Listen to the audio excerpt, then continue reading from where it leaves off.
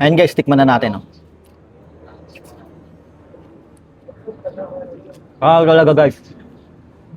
Ganito yung natikman ko doon sa may Ilocos, no? Sarap.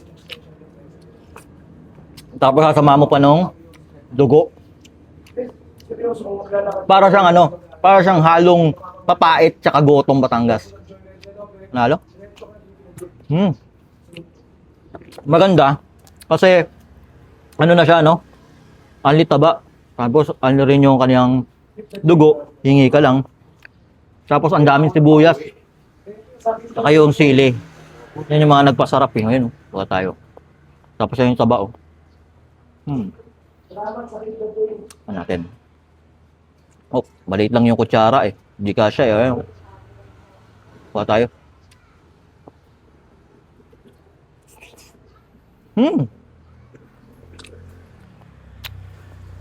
Pwede talaga siyang pang-ulam, tapos pamulutan.